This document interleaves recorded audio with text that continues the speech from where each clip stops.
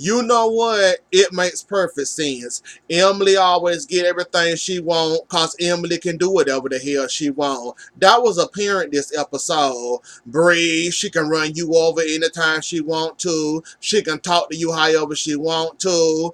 Do stuff behind your back. No consequences. A baby shower.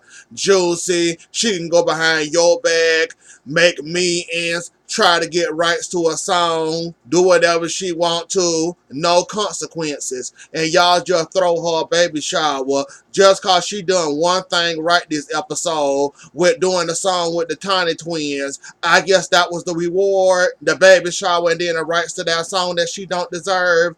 Juicy, I think you pulled the trigger on that. Cause all she gonna do is upload that to YouTube, get her views, get her clicks, get paid for it. I hope you got money or got it in place where you can get whatever money she get for each view and each click she give. Cause you gonna need that money. I don't know why the hell you handing her over that song, that on the rights to that song, but okay. And Bree, why do you sit there and let her talk to you like that? Like she basically ran you the hell over on that couch and you basically sat there and let her, letting you know that you can't tell her what to do. How she handle our business is how she handle our business. Meaning that she can do stuff, say stuff. There's nothing you can do about it. There's nothing you can say about it. I'm footing the bill or footing the bill. What you gonna do about it and what you gonna say about it? Nothing at all. This is my way or the highway. You either gonna roll with me or we ain't gonna roll together. But I'm still gonna get paid. You ain't gonna get paid. Bree, her arrogance showed all over that couch when y'all was sitting there talking, and the way you didn't like the way she handled business and the way she did stuff behind your back, meaning she said, I'm basically paying the bills. I'm basically paying the stuff that needs to get paid, and it always work out in my favor. Meaning I can get on the floor, I can get on the floor, throw a little a mini temper tantrum, I can throw a temper tantrum on the floor, get on the floor, roll around in the ball, roll around, cry, or whatever, and I can get whatever the hell I want to get. And there's nothing nobody can say about that. Like, Bree, I don't understand it, Bree. You sat there and let her disrespect you on that couch on film while being recorded, and you ain't do nothing or say anything about it. While I appreciate you going to talk to Andrea, knowing y'all had a long beef and knowing y'all have a long history of not getting along, I did, however, appreciate how you went and talked to Andrea one-on-one with your child and talked about me and the Tiny Twins and Lil Cheek and Right Cheek doing the song together. Even though Andrea wasn't down for the cause, you actually convinced her to do a song, and she said she don't know cause Emily be acting like a bitch. She's a brat. She got antics. Ain't nobody got time for that. Don't nobody care about followers or YouTube clicks or whatever. But I'm glad you did put that together behind her back. And I'm surprised that you actually held on to this long before you actually told Emily what the hell was going on.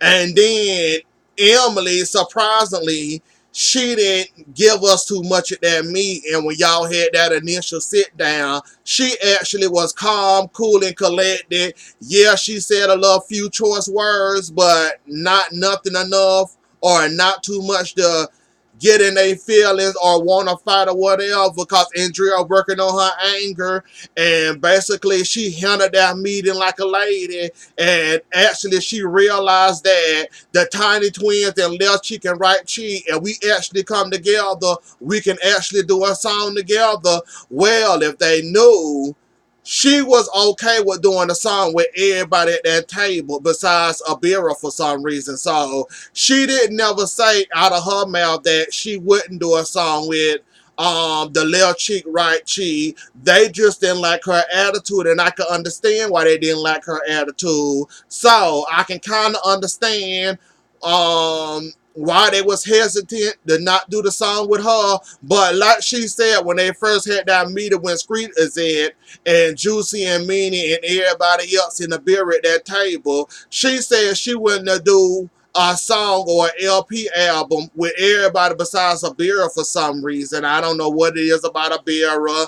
I guess she said Abira ain't got enough followers or whatever for her, or don't got enough fans for her liking or whatever. But she was willing to do a song with the little chicken, right? The Tiny Twins. She just didn't feel like doing it cause Abira was attached to that. But she agreed to do the song with the Tiny Twins, but just not with the other person. So the meeting did go successful. They did the little studio session.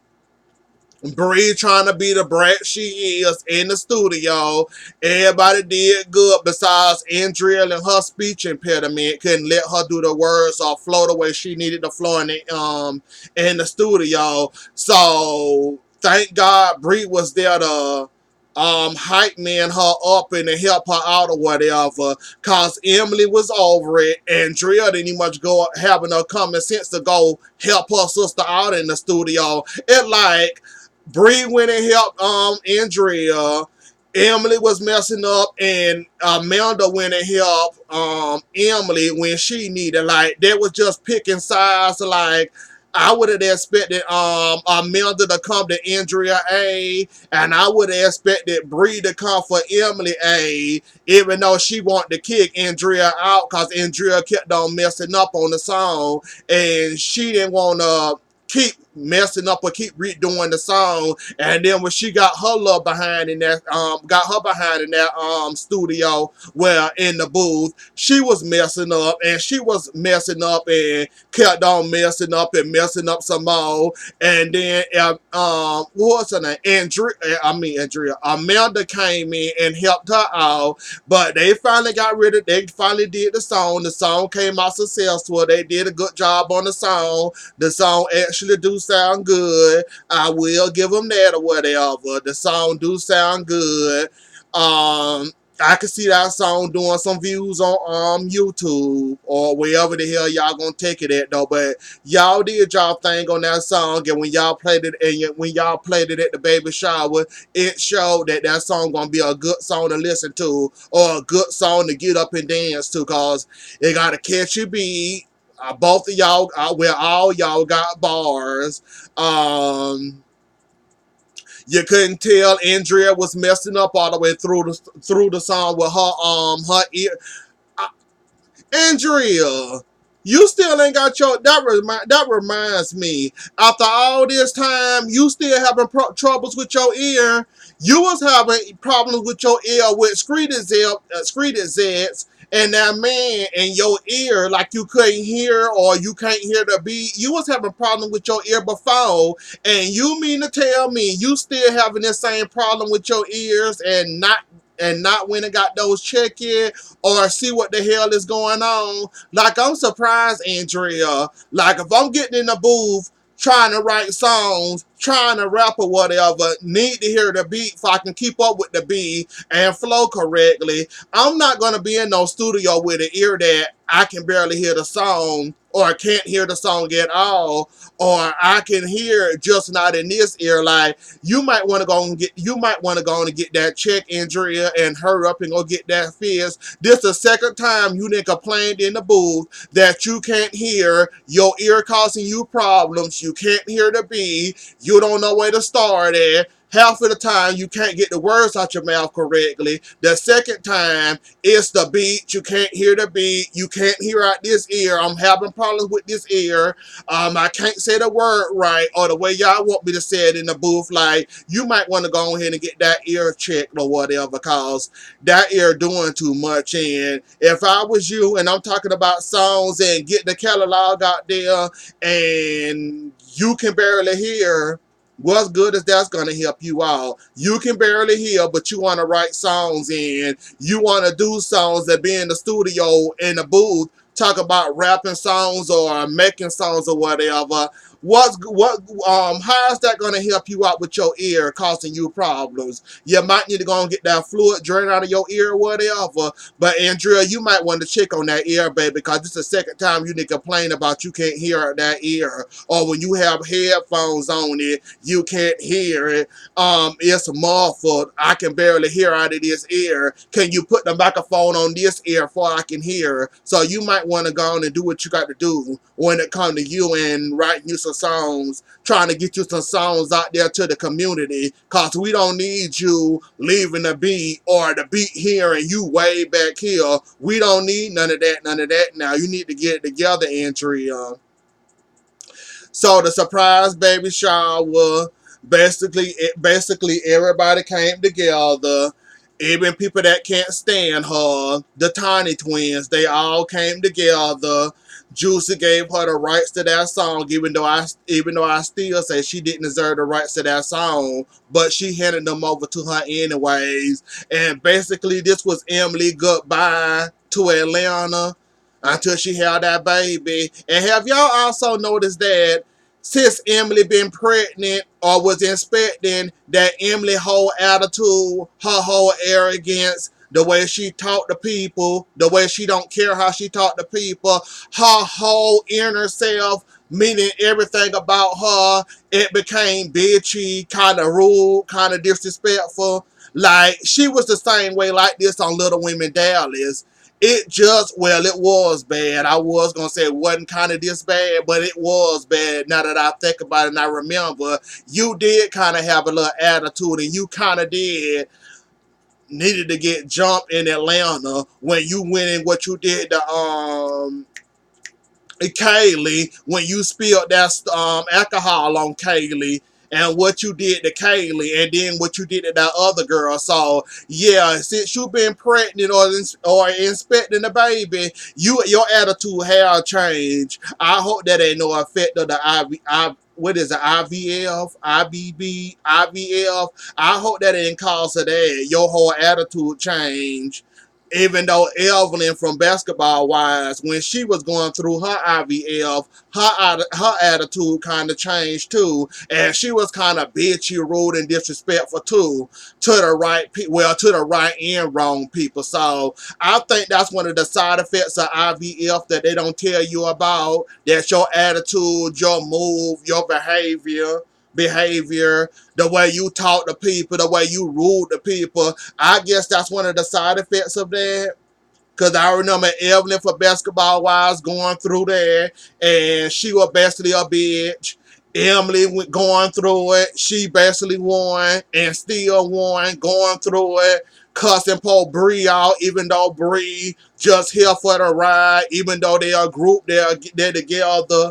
But Emily basically her boss or whatever, since Emily the one that's fronting the bills and all that and paying for the studio time and all that and getting popular people that get studio times to help them out with beats and all that. So I guess that's one of the signs, and it can't be convenient. It can't be. It got to be that IVF. That's the sign of it. I'm just saying. But anyways, though, off of them and to Minnie then got her little boyfriend. He's a comedian. And Odell, just cause you a stand-up comedian don't mean that everybody want to be a comedian or want to be in front of a whole bunch of crowd, in front of a whole crowd telling jokes like you do for a living. Like, Manny, you took a big leap tonight. I can appreciate that. I like the new. You got a man in your life. You got a man that you like. You enjoy having time with him, spending time with him. You enjoying your little podcast. You enjoying doing the stuff you love with Odell, like dinner in a movie, having fun, chilling, got somebody to talk to. But Mr. Odell, you lucky. Minnie end up falling on her face. First, she fell on her face in that coffee shop, and you wanted her to do a stand-up comedian. You wanted her to do jokes in front of that coffee shop. And you just sprung her on this the first scene y'all had together when y'all talk about the podcast and how you said on the podcast you was gonna give him a second date. If he asks for one, he already got a second date and don't know it. And then after that, you told her about this and you want her to be a part of it. And then after that, y'all go to a coffee shop and basically you want her to do skit right there in front of a whole bunch of people in the coffee shop that's there to drink coffee, to chill, relax their mind, and you want her or expect her to stand up in front of all these people and tell jokes, and hopefully she make these people laugh. However, that didn't work out for her. But Minnie, I got to give it to you. I guess you multi-talented because you did your thing up there on that stage. Like the jokes was on point. You stuck to what you knew best, meaning you being a little person. You don't like to be picked up during sets. I'm a little heavy, talking about married men and all this and all that. And the twins actually like Odell too. So you might got you a win-win, Minnie. And if this how it well, I kind of knew you was like this when you have a man in your life with the whole Pastor Troy thing and married men that we found that was married. Well, I knew that was married. Well, we found out on the show that he was married. Between that and when you got a man in your life, you actually enjoyable, and I actually enjoy watching your scenes. Besides when you bothering Juicy and harassing Juicy and doing the stuff you do with Juicy, you actually do have fun, and you actually do light up when a man talking to you. Enjoy spending time with you. You light up like a Christmas tree. You enjoy the time. You like spending time with him. This might be your well, I hope y'all start dating. Y'all do make a good couple. He do comedian. He a comedian on, I guess, on the side, or that's his full-time job. You got a podcast, and you managing the Tiny Twins, and you gonna also need a little friend there when you have your surgery, your weight loss surgery. He can be a good workout buddy for you or whatever. So I hope it work out for you though. But other than that, that's about it. That's about it. That's about all that happened. And I'm happy that I'm happy that Minnie got a man in her life that she actually enjoy being around and get to see her smile, get to see her enjoying herself, get to see her relax a little, forget about her worries, forget about her congestive heart failure, forget about all the stuff that may have been bothering her or egging on to her, or anything in general. It's nice to see her actually chill and relax and have fun for a change, other than the other stuff that she could be doing. But anyways, though, y'all, that was the episode. Don't forget to like, share, comment, and subscribe. I'll see y'all later. Enjoy the rest of y'all night or morning. Bye.